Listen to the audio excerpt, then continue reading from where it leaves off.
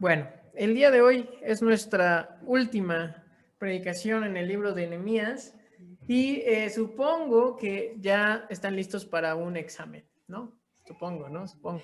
13 capítulos han pasado y hemos aprendido muchas cosas de Nehemías.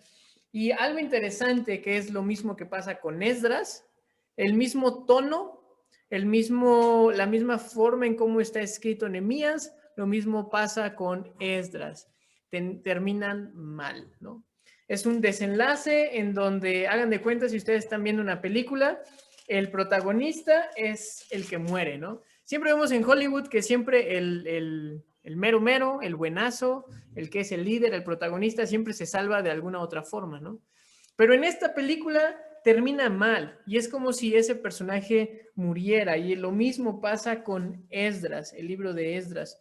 Y algo interesante es que después de estos capítulos o de estos versículos vienen los 400 años de silencio. 400 años en donde el Señor no habla, no hay ningún profeta, no hay ninguna palabra de Dios. ¿Por qué? ¿Por qué pasa este tiempo? Pues fue un tiempo de exhortación, de prueba, para que el pueblo de Israel regresara al andar, ¿no? Pero lo que hoy vamos a estudiar es Nehemías capítulo 13, versículo 23 al 31. Le voy a dar lectura y lo que vamos a ver el día de hoy son dos cosas. Hay un problema y Nehemías va a tratar de dar una solución. Pero esto no significa que se vaya a hacer. Significa que estaba en manos del pueblo que lo pudieran hacer o no, pero Nehemías cumple con lo que Dios le había pedido. Dice así la palabra de nuestro Dios. Por el mismo tiempo, me di cuenta de que algunos de los hombres de Judá se habían casado con mujeres de Asdod, Amón y Moab. Además, la mitad de sus hijos hablaban el idioma de Asdod o de algún otro pueblo, y no podían hablar en absoluto la lengua de Judá. De modo que confronté a los hombres y pedí que cayeran maldiciones sobre ellos. Golpeé a algunos y les arranqué el cabello. Los hice jurar por el nombre de Dios que no permitirían que sus hijos o sus hijas se casaran con la gente pagana de la región. ¿Acaso no fue exactamente eso lo que llevó a Salomón, rey de Israel, a pecar? Exclamé. No había rey de ninguna nación que pudiera compararse con él. Dios lo amaba y lo hizo rey sobre todo Israel, pero incluso él fue inducido a pecar por sus mujeres extranjeras. ¿Cómo pudieron siquiera pensar en cometer esa acción pecaminosa y ser infieles a Dios al casarse con mujeres extranjeras? Uno de los hijos de Joiada, hijo de Eliasib, el sumo sacerdote, se había casado con la hija de Sanbalat, el horonita, por lo cual lo expuse de mi presencia. Recuérdalos, oh Dios mío, porque han profanado el sacerdocio y los votos solemnes de los sacerdotes y los levitas. Así que expulsé todo lo que fuera extranjero y asigné tareas a los sacerdotes y a los levitas, asegurándome de que cada uno supiera lo que tenía que hacer. También me aseguré de que llegara el suministro de leña para el altar y las primeras porciones de la cosecha en los tiempos establecidos. Recuerda esto a mi favor, oh Dios mío. Vamos a orar. Amado Dios, te pedimos, Padre Santo, que podamos entender tu palabra, que la podamos aplicar, que podamos ver todo el panorama del libro de Nehemías y lo que tú estás haciendo, hiciste en ese tiempo y estás haciendo en nuestras vidas, Señor. Todo esto te lo pedimos, Padre, en Cristo Jesús. Amén. Número 1, vamos a ver el problema. La semana pasada, nuestro hermano Arturo nos comentó acerca de ciertos caracteres de estas personas que estaban haciendo en cuestión del templo y en cuestión del mercado, y vimos de las prioridades y todo eso. Pero ahorita sigue el problema. ¿Y cuál es el problema? Que la gente se está casando con otras mujeres, con mujeres extranjeras.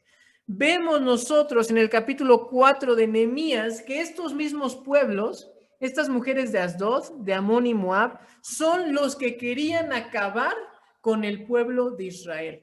Antes de su construcción y durante la construcción de las murallas, estos pueblos son los que querían destruirlos, y ahorita las personas del pueblo de Israel se estaban, ¿qué? Casando con el enemigo. Se tiene que hacer sumamente necio o sumamente insensato como para volverte a lastimar, ¿no? Pero la verdad es que esto es muy común a nosotros. ¿Cuántas veces nosotros hemos conocido a gente que nos ha desesperado, ¿no? ¿Cuántas veces hemos conocido a gente que ya saben que están mal, porque la gente dice, es que ya sé que estoy mal. Sí, pero no cambias. ¿Cuánta gente nosotros que hemos conocido ya hemos querido hacer lo que hace Nehemías, ¿no? Dice ahí el versículo 25 que golpeé a algunos y hasta les arranqué el cabello. O sea, Nehemías estaba sumamente enojado de cómo es posible que habían visto el pueblo de Israel, que Dios les había dado la victoria al construir los muros, las murallas, y estas personas estaban pagándole a Dios ¿con qué? Con ir en contra de su voluntad. Y entonces Nehemías, y yo cuando estaba estudiando este pasaje, yo decía, ¿cuántas veces yo quisiera ser como Nehemías? ¿No? ¿Cuántas veces gente, ¿no? Que me llega a mí en las consejerías y de repente llevan mucho tiempo, ya llevan muchos años y dicen, bueno, es que no puedo cambiar. No, es que no quieres cambiar. Ese es el punto. El pueblo de Israel había visto todo el poder de Dios en estos capítulos que nosotros hemos investigado, que hemos analizado. ¿Y qué estaba haciendo ahorita el pueblo? Fallando. ¿Como cuántas veces ya había fallado el pueblo? Como infinitas veces. Como nosotros. Exactamente. Por eso este capítulo es muy ad hoc a nuestro tiempo. Y entonces Nehemías no solamente exhorta por lo que está pasando en el templo, no solamente exhorta por lo que está pasando en el mercado, en los negocios, sino con la vida social, la vida familiar. ¿Y qué pasaba? Como se estaban casando con otras mujeres, dicen que los hijos hablaban el idioma de Asdod, de ese pueblo, pero se habían olvidado la lengua ¿qué? Hebrea. Se les había olvidado. Entonces, imagínense, este pueblo que había visto la mano de Dios proveer todo para que pudieran estar bien, porque recuerden, en el capítulo 1, ¿qué dice Nehemías? He escuchado el dolor de mi pueblo. Y ahorita que ya están bien, ¿qué está haciendo el pueblo? Se le está pachangueando. Dicen, después de todo esto, nos merecemos ¿qué? Hacer lo que quiera. Exactamente, nos merecemos hacer lo que queramos. ¿Y qué es lo que queremos? Queremos más mujeres. ¿Y de dónde las vamos a conseguir? Pues de los pueblos cercanos. Sí, quizás quisieron matarnos, sí, quizás quisieron que no tuviéramos prosperidad y abundancia, pero oye, es que son mujeres, ¿no? Las de nuestro pueblo pues no están tan bonitas como ellos. ¿Y qué estaba pasando? Las mujeres les estaban enseñando el idioma de su pueblo. ¿Cómo el pueblo estaba escuchando la palabra de Dios en este tiempo? A través de Nehemías, a través de los sumos sacerdotes, en un lenguaje ¿qué? Hebreo. Entonces los hijos, el futuro de Israel, no entendían nada de lo que Nehemías, de lo que Esdras, de lo que Zorobabel les pudieran decir. Y muchas veces nosotros decimos, pero es que ¿por qué no? ¿Por qué mis hijos no llegan? ¿O es que por qué no veo claro que mi familia se pueda acercar? Porque muchas veces no están entendiendo la palabra de Dios, porque ni siquiera nosotros la conocemos. Entonces, si ni siquiera nosotros la conocemos, si ni siquiera nosotros nos estamos dedicando a enseñarles, ¿qué va a pasar con esas familias? No lo va a entender. No lo va a entender. Y entonces Nehemías está sumamente molesto de cómo era posible que el pueblo le pagara a Dios ¿con qué? Con infidelidad. Miren lo que dice aquí Nehemías. Versículo 27. ¿Cómo pudieron siquiera pensar en cometer esta acción pecaminosa y ser infieles a Dios al casarse con mujeres extranjeras? O sea, Nehemías aquí estamos viendo a un hombre sumamente como lo vimos en el taller, ¿no? Aquí él estaba airado y él estaba desde la perspectiva de cómo es posible que hagan esta injusticia a Dios mismo, ¿no? Que les ha dado todo. Él estaba indignado. Él estaba indignado. Y entonces dice, ¿cómo es posible que ustedes siquiera pudieron pensar en cometer qué? Tal acción que pecaminosa.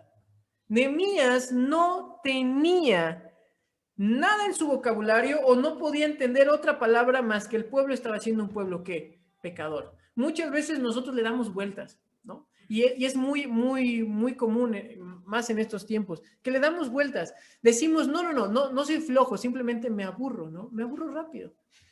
Simplemente no me gusta. Hay muchos trabajos, hay lugares en donde puedes trabajar, pero la gente no quiere trabajar. ¿Por qué?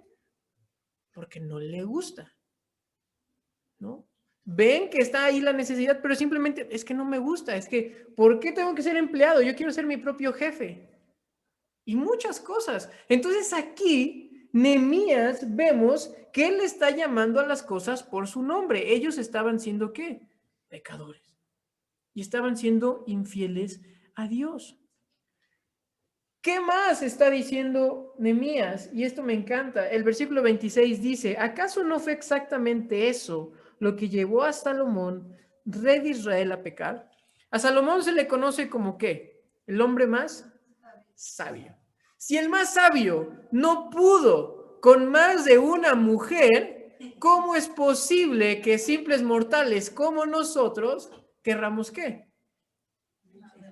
Y eso es lo que actualmente no entiendo. Muchas veces cuando llegan a mí consejerías, personas ya cuando tienen un matrimonio, 2 matrimonios, 3 matrimonios, creen tanto en el amor que ya van hasta la cuarta o la quinta, ¿no? Como diría el Bronco, el que estaba como candidato a presidente. Creo tanto en el amor que ya llevo 3 veces casado. ¿Cómo es posible, dice la Biblia, que si el más sabio no pudo con más de una mujer? ¿Por qué? Porque esas mujeres, ¿a dónde lo llevaron? A la perdición. Entonces aquí no solamente Nehemías está poniendo el ejemplo de Salomón siendo el más sabio y diciéndole, pues Dios mismo que debe de ser fiel, que debe de cumplir, y no solamente le está diciendo al pueblo que no puedes tener más de una mujer, que no puedes estar ahí escogiendo a todas, no solamente eso, sino que Nehemías está diciendo, el mismo rey a los que su historia dice que estas mujeres lo llevaron a ¿qué? A dividir el reino. ¿Cómo termina Salomón su historia?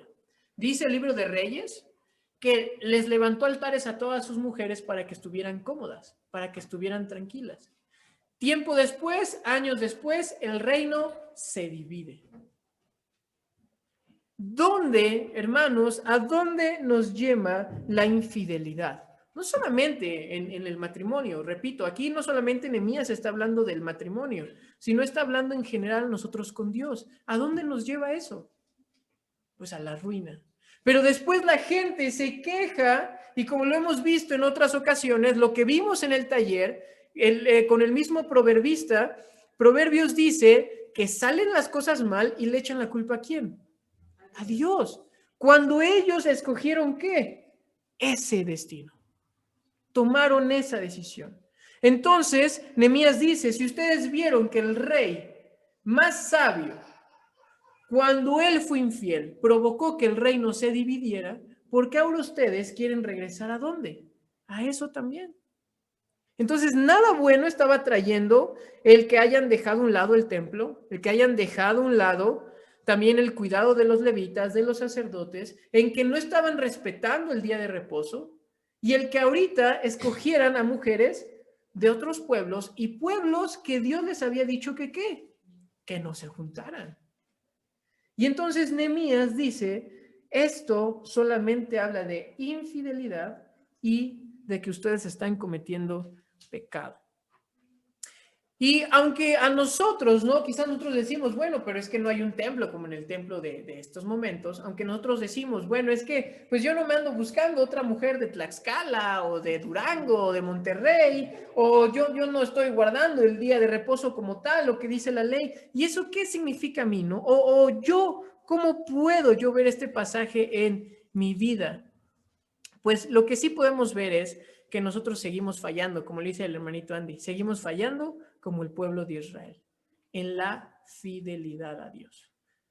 Quizás no es el templo, no es el día de reposo, no son el matrimonio, las mujeres, pero quizás es mi trabajo, quizás es la familia, quizás es mi propia comodidad, lo que pongo como prioridad en lugar de Dios mismo. Pero lo que me gusta es que Nehemías da una solución. Siempre hay gente que le encanta generar problemas. Ya sabemos que hay gente que es muy belicosa, pero muy pocas veces la gente sabe solucionar las cosas. Cualquiera puede pelear. Y he visto un video en Facebook en donde pues es como un video de chiste que llega la señora y le dice, oye, quiero regresar, está en un supermercado y le dice, quiero regresar este queso porque salió mal, porque ya está caducado y le empieza a pelear y la señorita de la caja dice, sí, aquí está, se lo cambio. Y la otra chica dice, ¿cómo?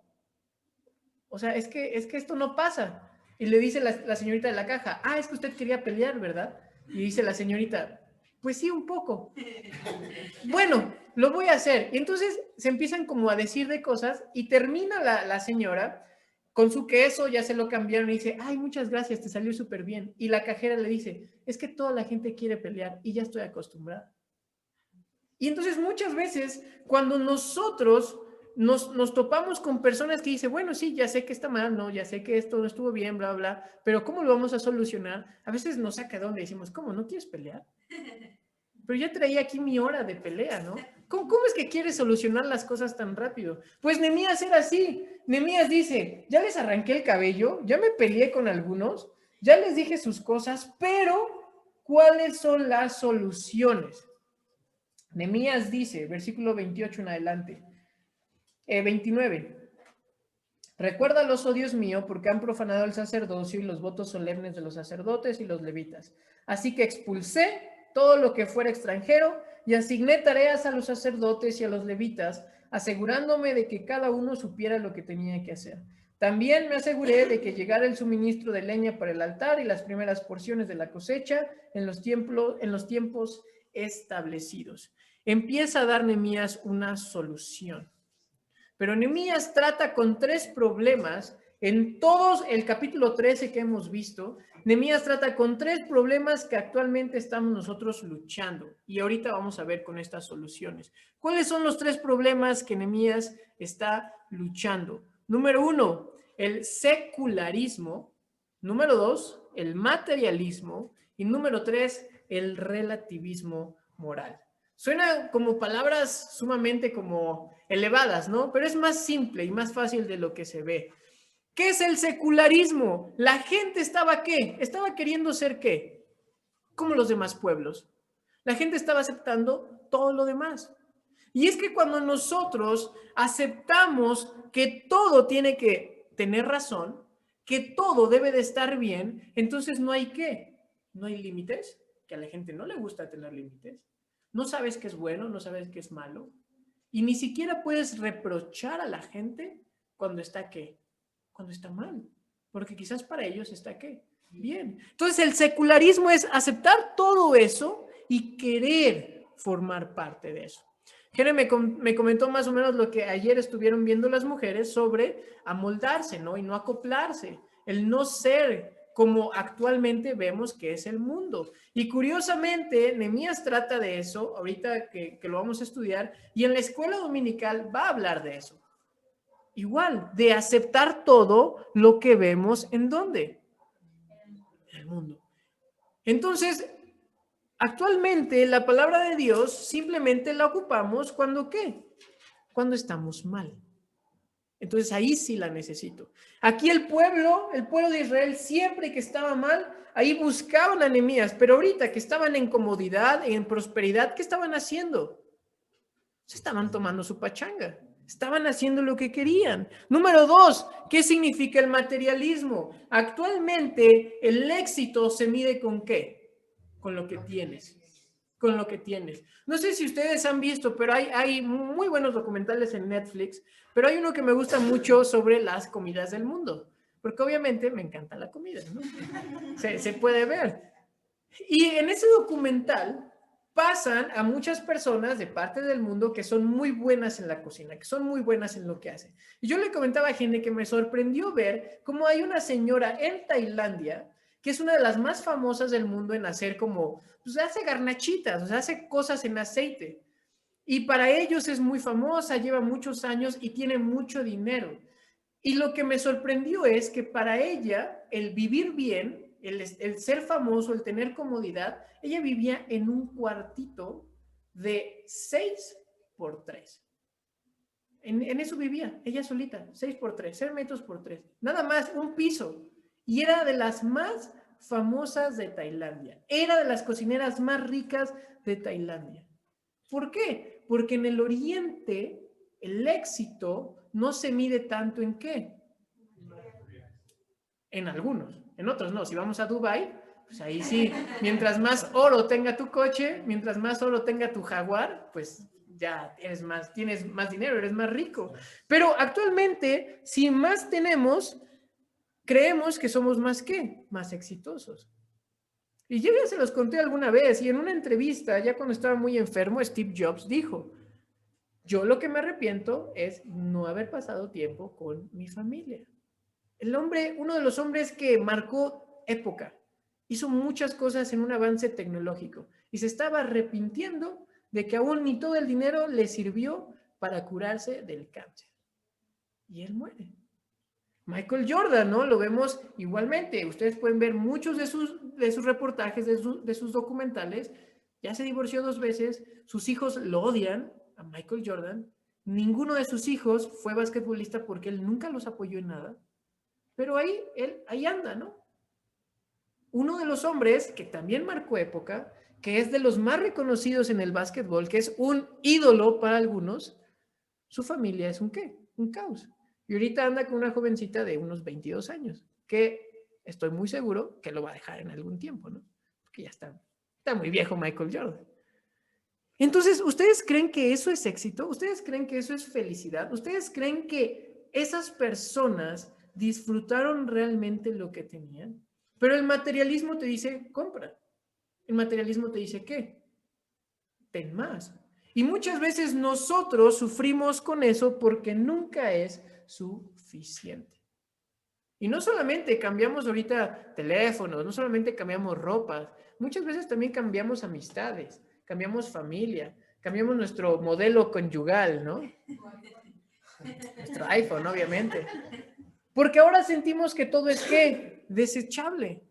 Entonces, uno de los problemas que vemos aquí en Nehemías es que para el pueblo nunca era ¿qué? Suficiente. Ya tenían paz, ya tenían estabilidad, ya ellos estaban cumpliendo, pero de repente Nehemías se va y dice, pues ya todo está bien, y regresa y la gente quería más y más. ¿Cuántas veces nosotros, Dios ya nos ha dado muchas bendiciones y decimos, bueno, Dios, es que no siento que estés conmigo porque no me das mi casa. No siento que estés conmigo porque no me das lo que quiero. Pero eso no es Dios. ¿Esos son qué? Ídolos. Cuando nosotros tratamos de envolver nuestro pensamiento hacia Dios, tú lo que quieres no es un Dios, tú quieres un ídolo. Al que tú puedas, ¿qué? Cambiar, modificar, hasta chantajearlo. Y entonces actualmente luchamos con el materialismo. Y por último, Nehemías en ese tiempo estaba luchando con el relativismo moral y actualmente también. Uno de los problemas que quizás nosotros no alcanzamos a percibir, pero es muy difícil, es el relativismo moral. Cuando pensamos que cada quien, y escúcheme bien hermanos, cada quien puede vivir su verdad. Porque actualmente la gente dice, pero es que si no afecta a nadie, pues a ti qué, ¿no? Pues no afecta a nadie. O sea, sí, sí, quizás se emborracha ahí todos los fines de semana, pero no afecta a nadie, ¿no? Es un borrachito feliz. Él está ahí solito. Sí, o sea, ahorita quizás dejó a su familia, dejó a personas, sí, es muy enojón, pero se enoja con la pared. O sea, nada más le pega a la pared. Y entonces empezamos a aceptar distintas verdades, ¿y eso a qué nos va a llevar? Nosotros no tenemos ninguna autoridad moral para los que son pedófilos. Porque para ellos, ese es ¿qué? Su verdad. Ellos están cómodos haciendo eso, pero la gente dice, es que ¿cómo la pedofilia? Pues es que si tú dices que no pasa nada, que cada quien puede disfrutar, que cada quien puede hacer lo que quiere y no afecta a nadie, ellos piensan que no están afectando a nada, porque ahora ya no le llaman a eso perversión, enfermedad, ahora ya le llaman amor. Porque dicen que el amor es ¿qué? Trasciende todo. Género, sexo, edad. Entonces nosotros, si aceptamos un relativismo, ¿cómo o con qué cara le vamos a decir a esa gente es que estás mal? Te va a decir, pero tú también estás mal. ¿Y qué le vamos a decir? No, pero tú primero estás mal. ¿Qué le diríamos entonces a un ladrón? A uno que le gusta robar cosas. Él disfruta robar las cosas. Para él es bueno hacerlo. ¿Cómo le decimos que está mal? Necesitamos entonces una base moral universal que trascienda época, historia, raza, cultura y que nunca cambie. Si ustedes son hombres de ciencia, a mí me encanta la ciencia, me encanta la historia, pero algo que me dice la ciencia es que la ciencia no puede ser exacta. Jamás. Por mucho que sea ciencia, no puede ser exacta. Y ahorita lo vemos con el COVID. Ustedes entren a portales serios de medicina y un estudio rechaza otro estudio. Y ese mismo estudio que rechaza ese estudio va a rechazar el mismo estudio. Antes se creía que a los bebés era bueno dejarlos boca abajo. Si ustedes entran a estudios médicos, en el año 1935 dice que era bueno poner a los bebés boca abajo. La ciencia, tiempo después, nos dice que es muy malo dejar a los bebés boca abajo. ¿Que ahora los debemos de dejar qué? No, ni eso. Eso se dijo en el año 2000. Actualmente se dice que los bebés deben de dormir de lado. Y estoy seguro que en unos años van a decir, no, boca abajo está bien. Tan solo cheque, no sé si ustedes sabían, pero actualmente se dice que la mejor grasa es la manteca, la grasa de cerdo. Y hace algunos años decían que era ¿qué? Lo peor. Entonces, pónganse de acuerdo nutriólogos, ¿no? Porque a mí me encanta. Si ahorita me dicen la manteca de cerdo es lo mejor, pues es lo mejor. Se nos dice que ahora no sé si ustedes han visto, pero hay un documental en Netflix que se llama ¿Qué pasa con la comida? ¿No? Tiene un título más inglés, más gringo, pero lo que trata este documental es que el mismo Consejo de Cardiología en Estados Unidos está patrocinado por los mayores productores de carnes rojas en Estados Unidos. Entonces, esta persona que hace el documental dice, yo cuando entro a los portales para saber cómo me debo de cuidar para el corazón, me dice todo menos que me cuide de carnes rojas, que es uno de los principales productos que afectan al corazón. ¿Pero por qué no dicen? Porque detrás de eso hay mucha lana para el Consejo de Cardiología en Estados Unidos. Entonces, ¿la ciencia qué? La ciencia cambia y actualmente vemos que la lana puede mucho, ¿no? Uno de los mayores inversionistas, le comentaba a Chris, de la medicina es Bill Gates. Entonces, obviamente, te van a decir a todos, vacúnate. Pues quiero vender mis vacunas. O te van a decir, no, ya salió otra mejor. Entonces, ¿realmente podemos confiar en la ciencia? ¿Realmente? Ciegamente no, pero hay muchas cosas buenas, sí, hermanito Andy. De lo que dices que la ciencia no es exacta, cuando salieron las leyes de Newton, ellos pensaban que esas leyes eran universales. Universal quiere decir del universo, y sin embargo después Albert Einstein refutó esas leyes, y las leyes de Newton solamente aplican a este mundo, o sea, al mundo nada más. Y las leyes universales hasta ahorita son las leyes de Einstein, de la teoría de la relatividad. Hasta ahorita, o sea, como dices tú, o sea, en ese tiempo cuando Isaac Newton dijo que esas leyes eran universales, después llegó otro y dijo, no aplica para todo, nada más aplica aquí. Ahora esta es mi ley y la que vale. Y sin embargo, yo creo que en el futuro, o sea, va a haber otras leyes para que controle realmente el universo. Exactamente. Pero el universo realmente lo controla Dios.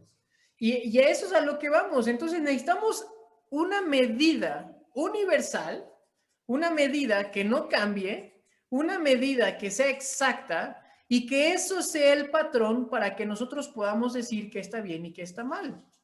Y entonces, por definición, o como se le conoce en la filosofía, por un principio ontológico, o sea, por la definición del ser en sí mismo, no hay nadie más grande que Dios. No hay nadie más grande. O sea, por etimología, por principio del mismo ser, no hay nadie más grande que Dios. Entonces Dios nos está dando unas leyes que van a sobrepasar ¿qué? Tiempo, época, raza, cultura. Y este pueblo estaba haciendo ¿qué? Todo lo contrario. Y actualmente ese va a ser nuestro problema. Debemos orar mucho. Porque con todo lo que estamos viendo actualmente, es muy probable que la iglesia sea perseguida. Y está bien, no pasa nada, confiamos en Dios. Pero, ¿por qué debemos de orar? Para que la gente entienda que el relativismo moral no va a parar, porque se ha aceptado desde el Edén. Desde el Edén, Adán y Eva dijeron, ¿por qué tú tienes eso, Dios, y yo no? Pues yo quiero eso. Y aceptaron todo. Entonces, eso está atacando a Nehemías y eso lo vemos actualmente en nuestro mundo. Pero 4 formas, dice Nehemías, y lo vemos en todo el libro de Nehemías, que nos va a dar unos pasos para que nosotros podamos, ¿qué? Permanecer. Y yo ya les he dicho una y otra vez, a mí no me importa porque yo no soy Dios, pero a mí no me importa si han hecho ya antigüedad en la iglesia. El mismo Pablo lo dijo, no vaya yo, después de todo, después de ser un heraldo, vaya a ser ¿qué? Descalificado. Entonces no se trata en que cuándo iniciaste, sino más bien cómo vas a acabar, cómo vas a perseverar. Y Nehemías, a pesar de todo lo que vio el pueblo, Nehemías dice ahí al final del versículo, recuerda esto a mi favor, oh Dios mío. Recuerda esto a mi favor. Porque Nehemías le está diciendo a Dios, yo ya cumplí ¿con qué? Con mi chamba. Nosotros debemos de estar en una posición en decir, yo ya cumplí con mi chamba. Si mis hijos no quieren cambiar, yo ya cumplí con mi chamba. Si mi esposo o mi esposa no quieren cambiar, yo ya cumplí con mi trabajo. Si la iglesia no quiere cambiar, yo ya cumplí con mi trabajo. Si los de la oficina, si en esto, el otro no quieren cambiar, yo ya cumplí con mi trabajo porque yo les estoy mostrando lo que se debe de hacer. Y entonces Nehemías, aquí vemos en todo el libro de Nehemías 4 cosas. Número 1, una confesión. ¿Qué es lo que vemos en todo el libro de Nehemías? Cuando las cosas van mal, ¿qué les exhorta Nehemías a hacer? Antes de eso, confesarlo públicamente y privadamente de que tienen ellos ¿qué? Un pecado, un error, que han fallado. Entonces, primero es la confesión. ¿Cuántos de nosotros nos cuesta trabajo decir, sí fallé, perdón? Sí, yo estoy mal. Necesitamos confesarlo. Número 2, una prioridad. Cuando ya confesaban el pecado del pueblo, ¿qué hacía Nehemías? ¿Qué es lo que vemos ahí en los capítulos 8 y 10? Empiezan a leer la palabra de nuestro Dios. Entonces, la prioridad es poner la palabra de Dios ahí como corresponde, en nuestro corazón, en nuestra mente. Entonces, si nosotros sabemos que hay algo mal, necesitamos ¿qué? Leer. Y les pongo el ejemplo de las consejerías porque es ahí donde se ve quién quiere el cambio y quién no. Una de las cosas que yo hago es les doy un plan de lectura para que ellos puedan leer. Y obviamente, pues sí, al ser una cultura que no lee, pues no les gusta, ¿no? Pero si no leen unas cosas tan simples de 3 páginas, ¿ustedes creen que van a agarrar su Biblia así porque sí? Pero nosotros vemos en Nehemías y vemos en la historia que cuando la palabra de Dios no es prioridad, no tenemos un rumbo, realmente no tenemos un rumbo. Realmente no sabemos discernir, realmente no sabemos cómo ver lo que está pasando en el mundo. Porque hay gente que ahorita tiene temor, hay gente que dice, no, ya llévame Dios, ¿no? De aquí a que salga la vacuna, de aquí a que esto y el otro, y ya se le pierde la esperanza y tiene temor y muchas cosas. ¿Por qué? Porque la prioridad, que es la palabra, no la tienen o no lo quieren hacer. Número 3, Nehemías siempre exhortaba a que tuvieran una afirmación decisiva. Una afirmación decisiva. ¿Esto qué quiere decir? Que ellos se pasaran ¿a dónde? A la acción. Pasaran a la acción. Nehemías, unos versículos, un capítulos antes, habíamos visto que renuevan el pacto, ¿cierto? Faltaron unos años para que se les olvidara eso, y entonces, ¿qué estaba haciendo el pueblo? Ya nada. De nada sirve tener unos buenos motivos, unas buenas intenciones.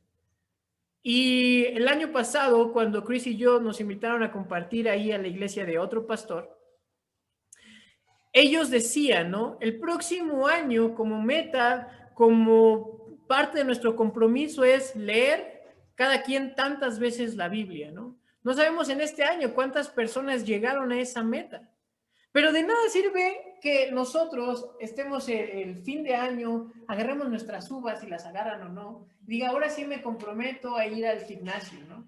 Y entonces yo pago mi anualidad y como me pasó algunos años y solamente fui hasta febrero, ¿no?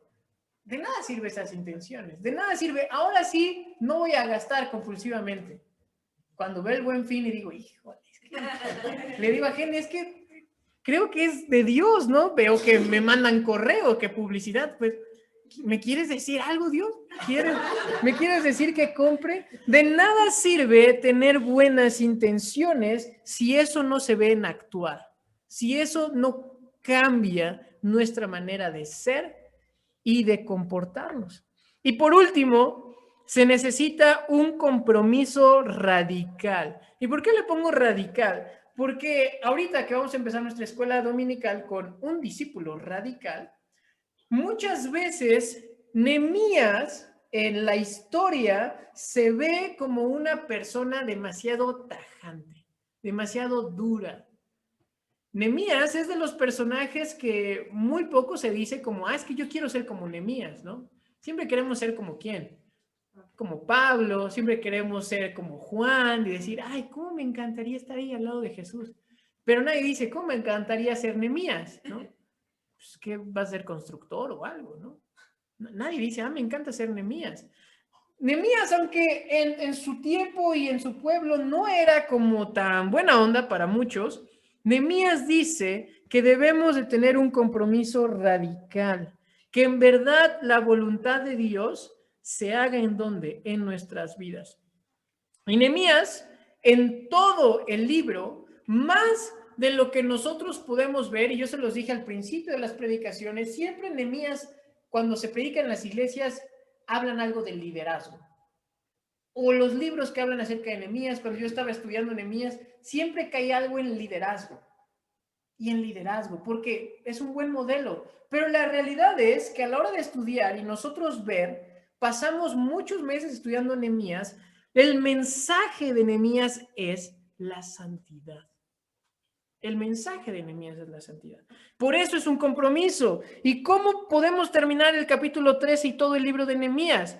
¿Un compromiso a qué? A una oración reflexiva, capítulo 1, a una entrega voluntaria, capítulo 2, a una manifestación de la voluntad de Dios en mi servicio, capítulo 2, capítulo 3, que en medio de los conflictos y en las pruebas yo permanezca, capítulo 2, capítulo 4, capítulo 5, que yo entienda el permanente amor de Dios y muestre amor a las personas, capítulo 5 hasta el capítulo 8, y que yo confiese cuando he fallado y permanezca en perseverancia, capítulo 6, capítulo 13, del 4 al 31, que es lo que pues hemos visto.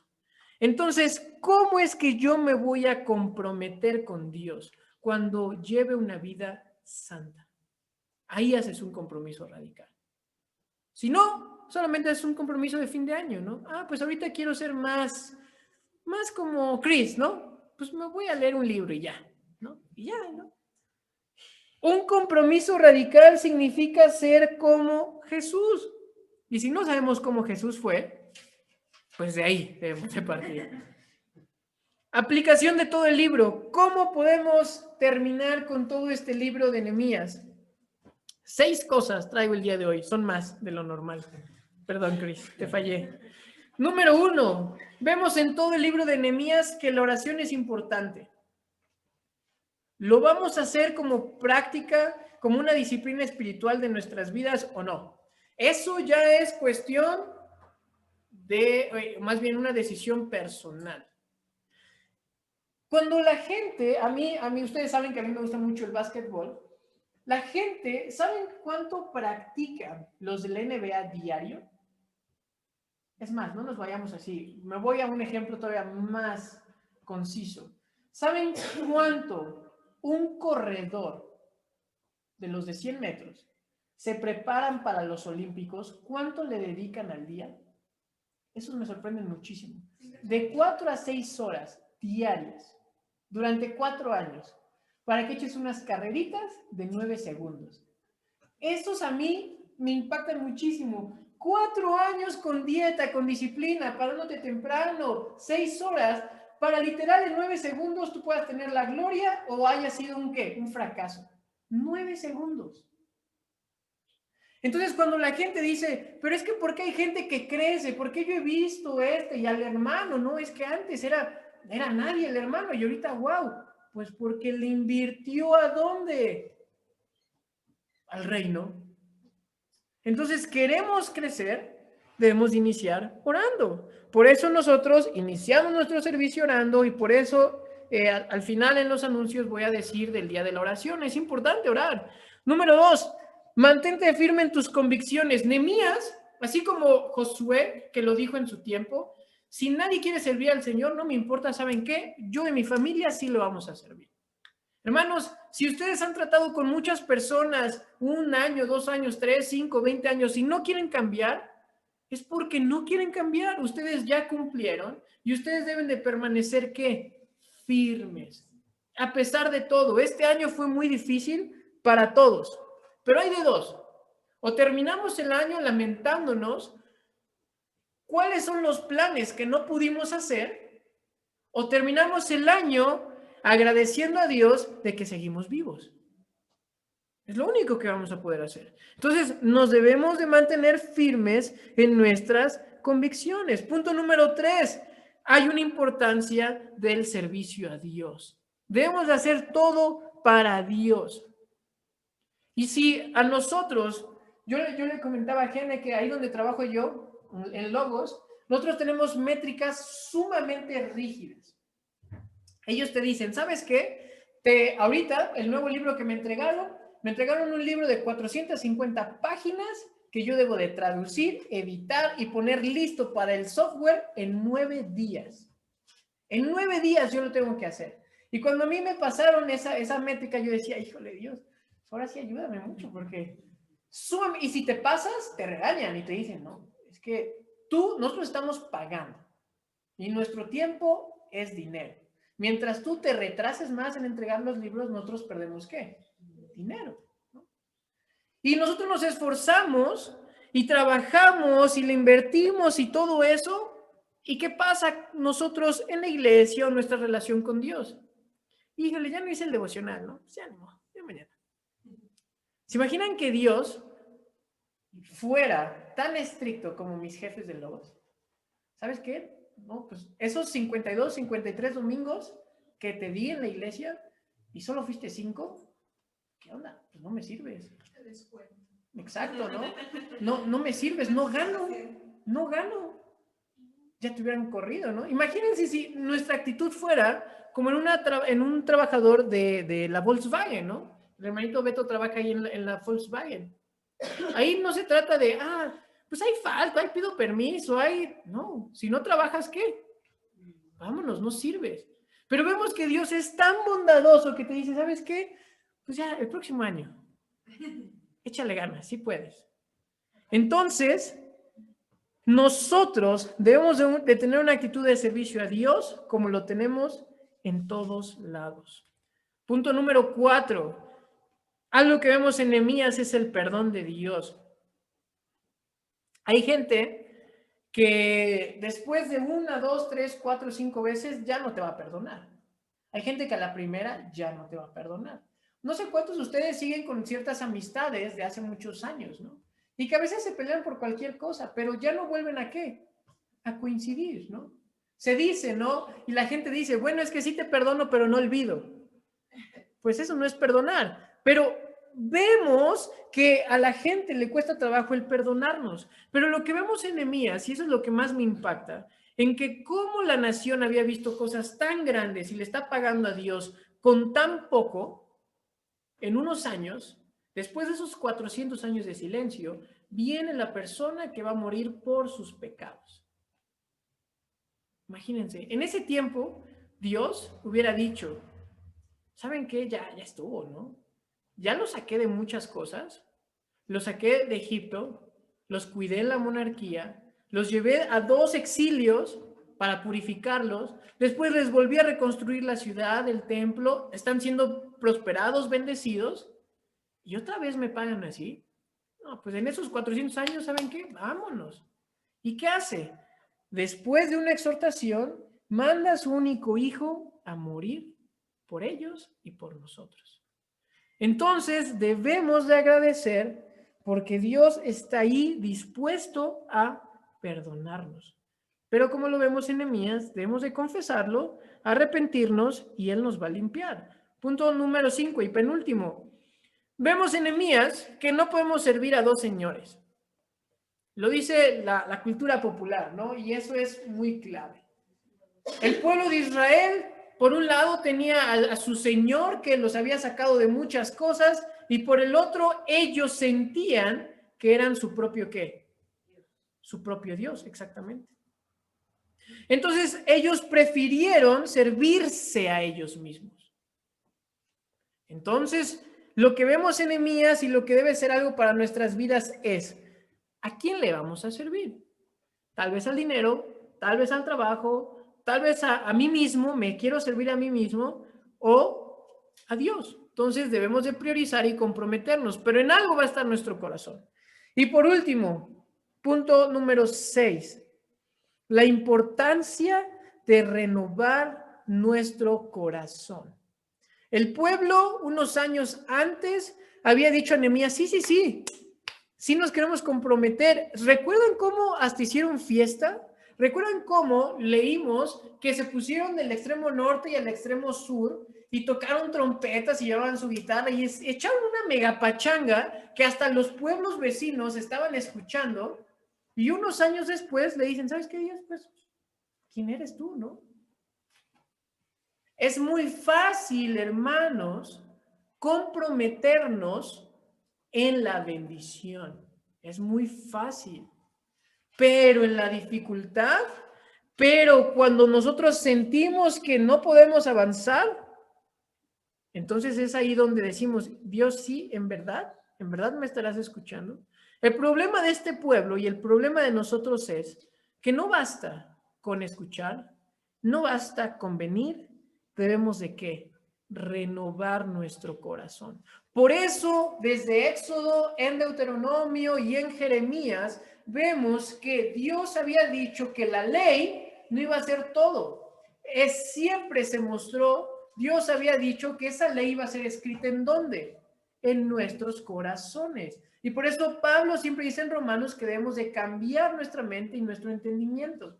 Porque si nosotros no cambiamos nuestro corazón, no renovamos nuestra mente, no somos transformados, va a haber una época en donde vamos a estar bien y va a haber 5 en donde vamos a estar mal.